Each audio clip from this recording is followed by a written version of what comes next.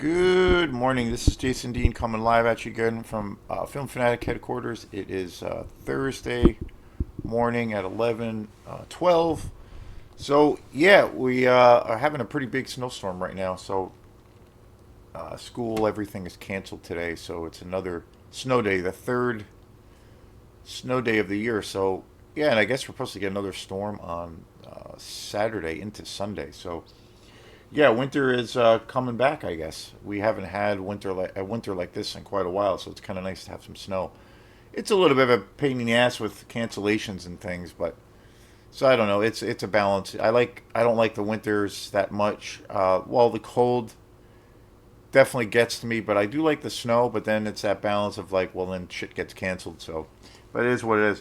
So anyway, yeah, I went to Opera House Video last night and got a bunch of a few new movies and a few movies that I was really excited to see. One being Blink Twice, which is the show I'm going to talk about, the movie I'm going to talk about today, and also a movie called Werewolves, starring Frank Grillo, who I'm a huge fan of. I'm going to watch that tonight, so stay tuned for a review for that. I heard a lot of, well, mixed things about that movie. But I love Frank Grillo so much, and I'm like, what call? If you say to me, okay, you have a movie with a bunch of werewolves and Frank Grillo, I'm kind of on board. I'm a huge Frank Grillo fan, so we'll see. We'll see what happens. Fingers crossed. But I have it on DVD, and but today is on a movie that I was really surprised about. I didn't hear anything about this movie. I go to Opera House Video to rent new movies. That's usually where I go. That keeps me, I guess, current. I guess you could say. Like most of the time I watch a lot of old school movies, but I try to always stay pretty current and try to stay aware of a lot of new movies that are coming out all the time. And because there's so many movies that come out, a lot of the times for me, things will kind of fall under the radar a little bit. That really happened to me. A big example of that for me was that movie Oddity that I just did a show on, which I just think is such a an awesome horror movie. That was totally under the radar for me. And this movie, Blink Twice, is another movie that was kind of similar, almost the same thing for me. I I come across the cover or the movie at Opera House Video. I'd seen it on the shelf for it's been out for I think it's been out for about 4 to 5 months, and I think Oddity was also around for about 4 or 5 months or so. Um, Blink Twice is a 2024 film, and it was one of those movies that I looked at it and I'm like, okay, might be cool, but then I end up getting something else, and I end up forgetting about it. But time after time, especially in the cases of like I'll go there to Opera House Video and say like all the brand new releases might be out, or it might look a little dismal as far as selections. I'll look at that movie a little bit more. And the same thing happened with Oddity, which is pretty ridiculous when I think about it. And I'll come really close to renting it, but then I'm like, I don't know, because I just feel like the thing that happens to me when in those situations is I end up just kind of thinking that that film is just going to be just kind of standard issue or just really generic and nothing really exciting, or nothing really exciting about the film. So I end up passing on it. But the funny thing is, like, and this has been going on for a while, just like Oddity. So the it was a couple of weeks ago. My favorite, or one of my favorite YouTube guys, Mood616, who is just awesome. He has these. He does a lot of big shows where he has other YouTube guys that are also review horror films. He does these big kind of podcasts that are really good, but they're super long. Some of them are like 5 hours long.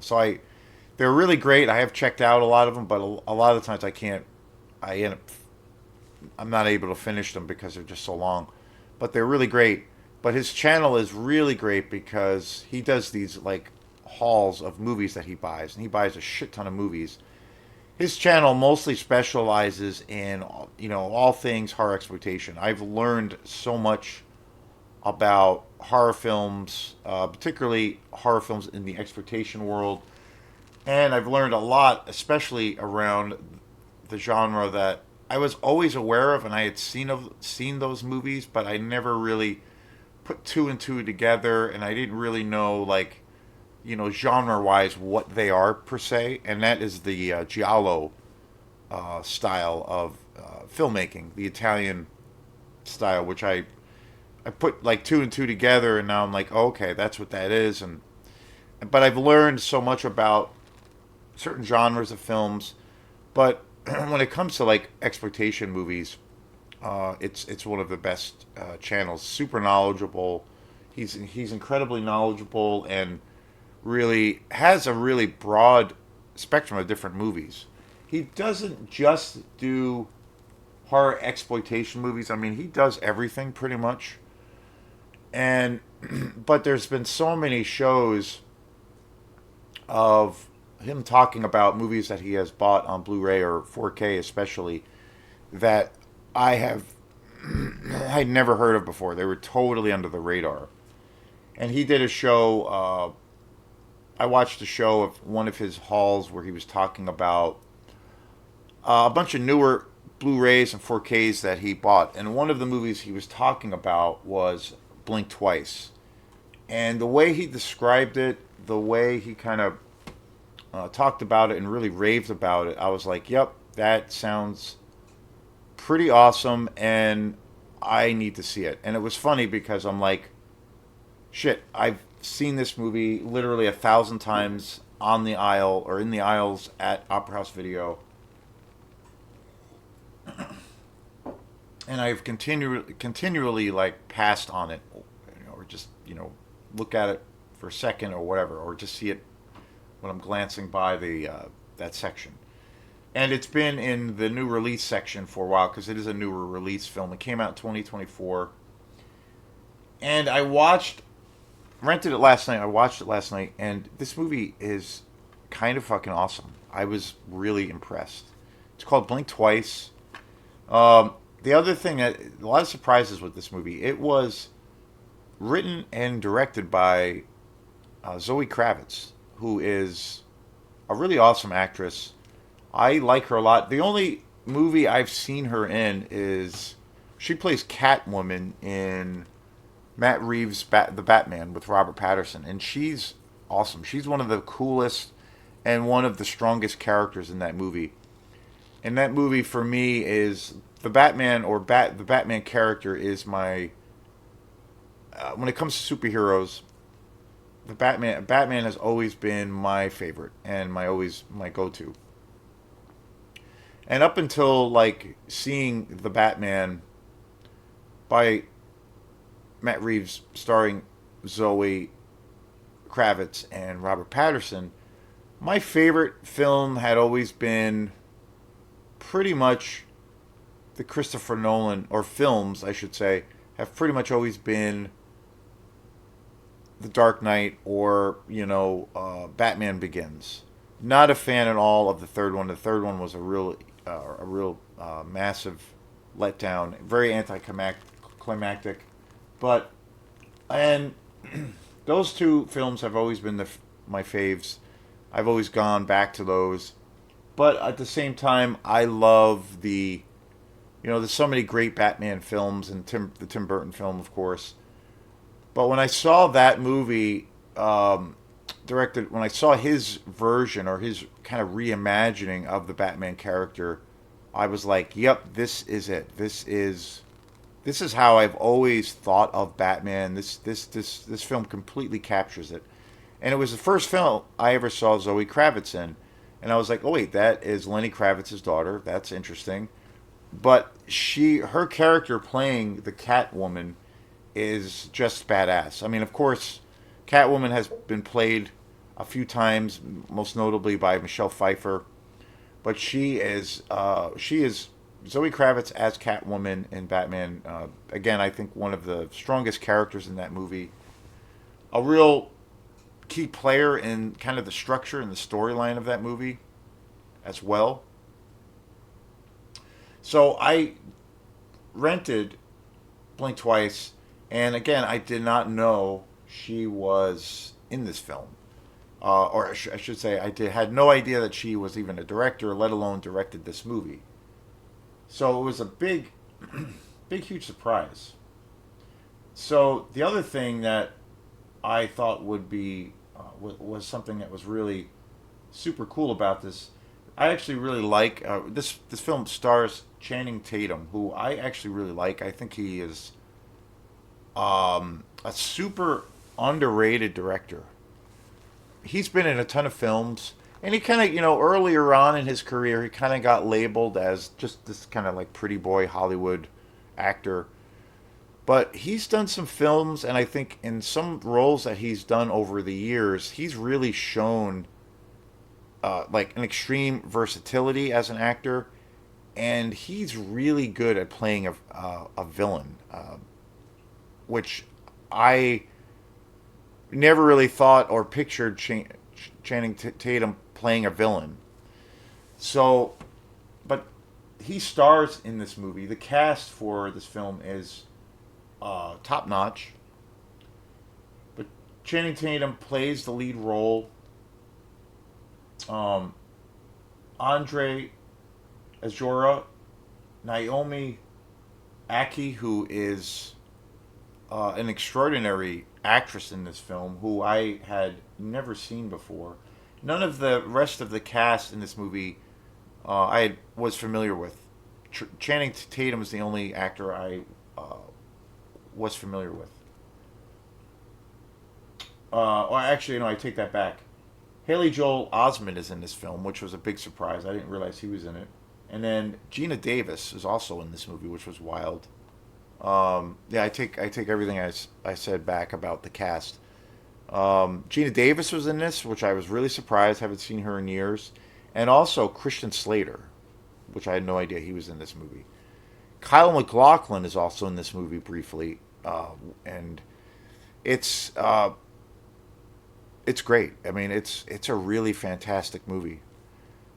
The movie for me, as far as Channing Tatum, I remember seeing the Hateful Eight, the western that was directed by Quentin Tarantino, and the Hateful Eight is one of my favorite Tarantino movies. It might actually be my favorite Tarantino movie. I love a really good old school western. I'm a huge western fan, and if you give me a really good old school western, I'm super happy.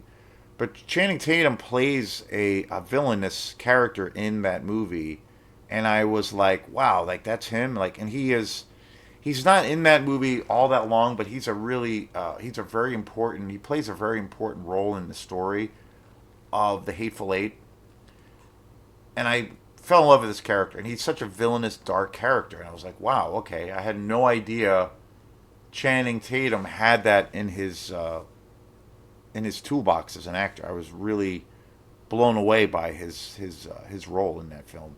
And that movie, from top to bottom, I think is just awesome. It's a masterpiece. So that really piqued my curiosity on this film, because I when I saw the review where Mood 616 was, he in one of his shows he talked about this movie and said that this movie was just awesome. He was really shocked by it, and it came out of nowhere.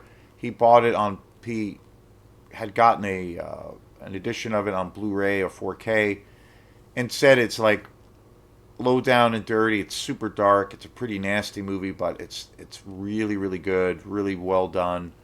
So after I saw that review, I was I left made a mental note of it, and when I was in Opera House Video yesterday, I was like, okay, they had it, and I was like, okay, I'm gonna finally get this fucker, and I did, and I was really into this movie. It's really good. I kind of want to see it again. I kind of want to own it actually, because visually it's kind of stunning. The cinematography is great. The aesthetic of this film is it's kind of got this almost like a heightened reality to it. The use of the colors, the camera angles. There's a lot of cool like close up scenes and these really great long kind of panning shots that are just really awesome and really just beautiful to look at.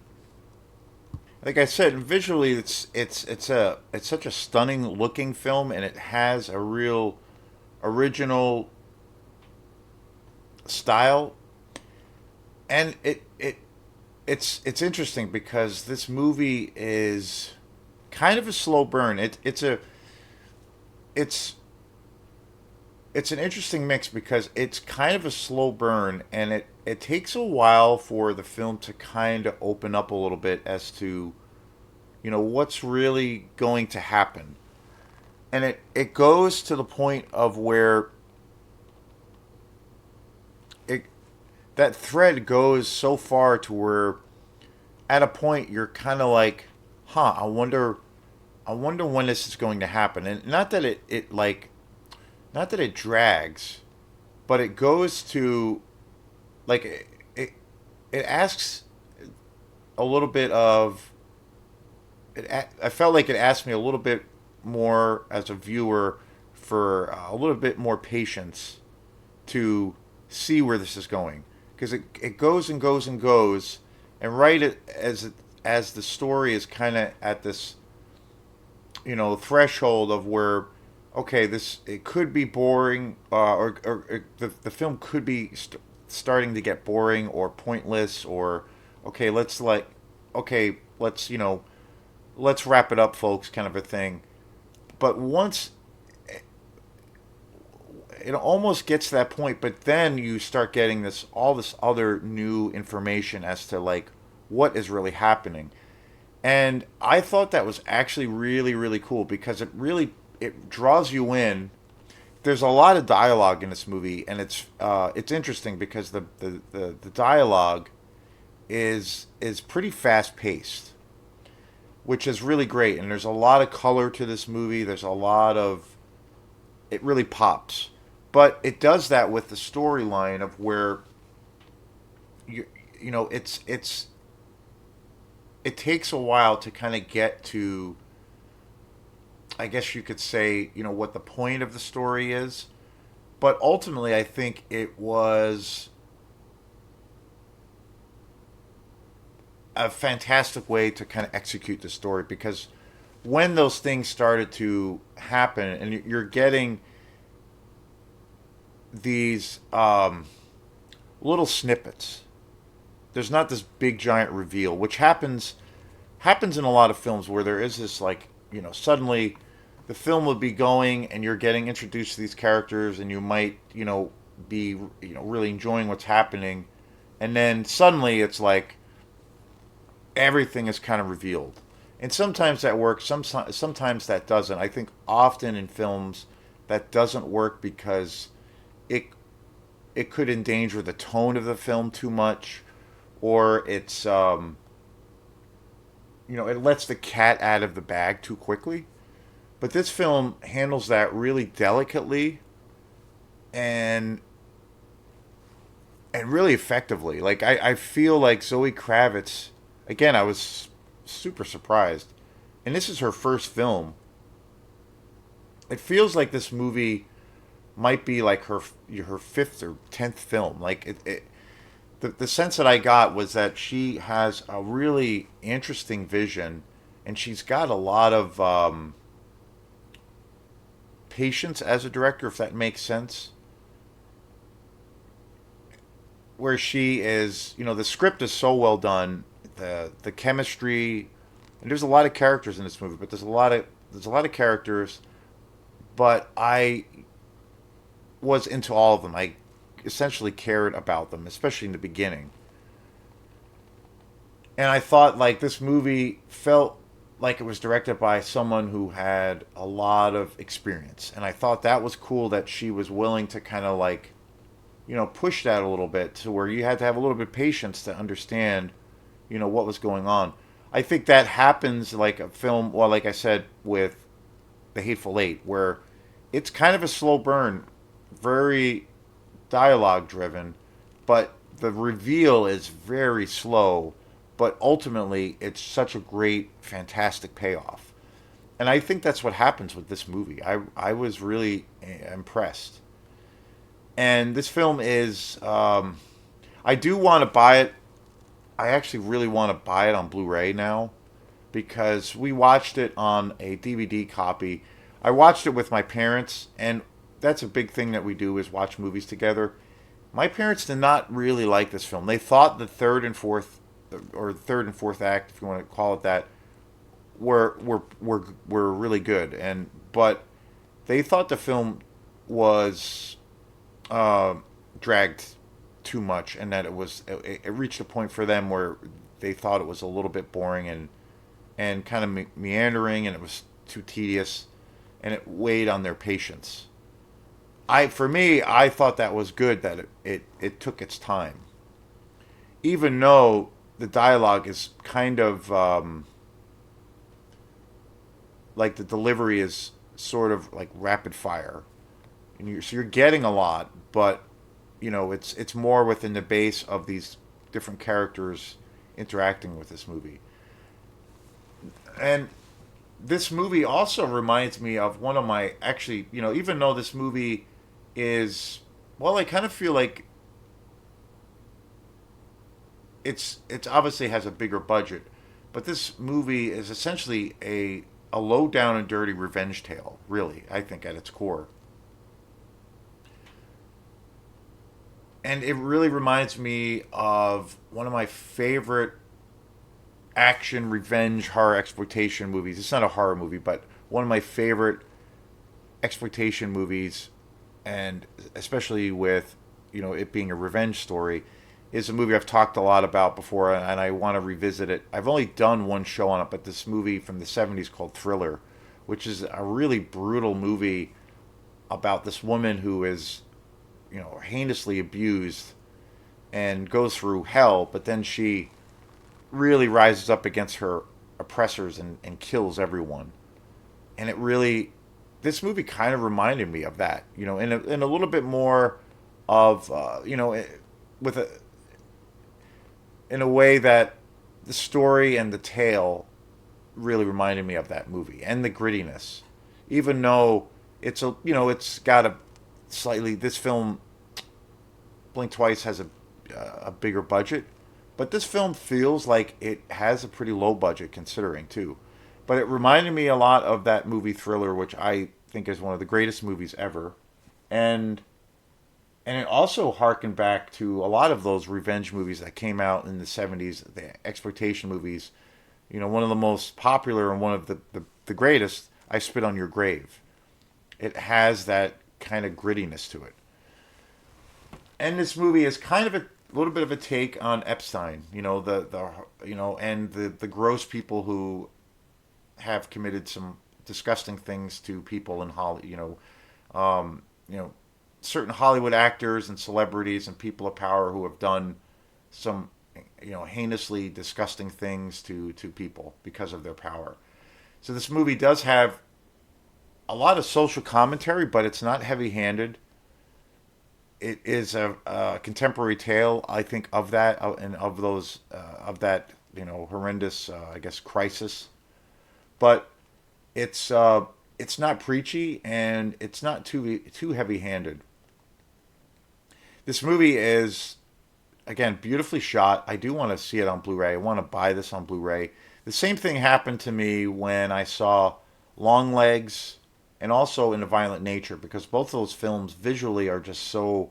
I love both those films to death, but they are both visually just gorgeous to look at. And so I saw those at first on DVD, and I was like, I need to buy these. And same thing happened with Oddity. I need to get these on Blu-ray because I feel like this is kind of how these films are meant to be seen. And I feel the same way with Blink Twice because visually it's so stunning and unique and interesting that I really want to track this down on Blu-ray, and I think it's probably pretty easy to find on Blu-ray. So I'm gonna look out for this movie. But this film is super brutal as all hell. I don't want to really go into too many details about this movie because I think you should really see it. It's super dark. It's pretty dark and twisty. It is brutal. It's got some brutal violence. It definitely pushes the envelope, which I was really surprised.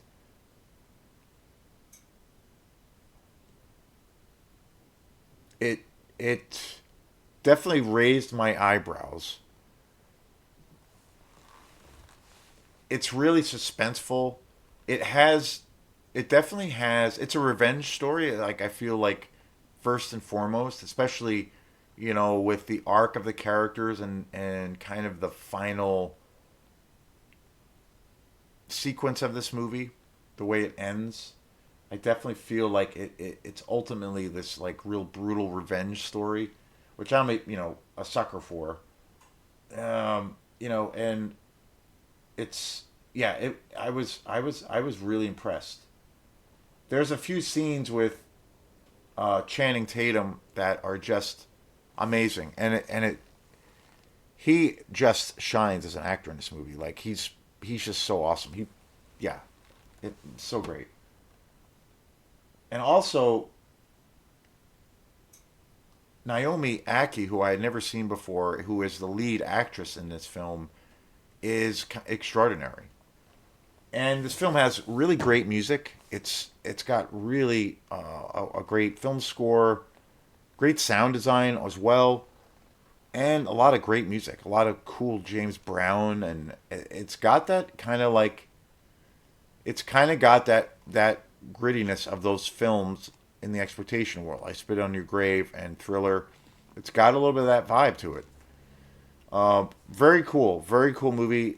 I rented three movies, and this was easily the best one. I am going to watch Werewolves tonight, which I'm excited about. But this movie was awesome. I highly recommend it. And this film for me came out of nowhere. It's uh, it's a it's a really great brutal revenge tale. Yeah, and it came out. I'm not sure when this was. I mean, it came out in 2024, but it came out on DVD or Blu-ray on about 4 or 5 months ago, and I saw it just last night. But awesome movie. I can't recommend this movie enough. And it came out in 2024. I think it had a theatrical release, but I didn't hear much about this movie at all. And I think it might be because of the dark kind of nature of it. But it's awesome. And yeah, Zoe Kravitz. I am going to be definitely watching to see what she does next. So thanks again, and we will see you next time. Peace.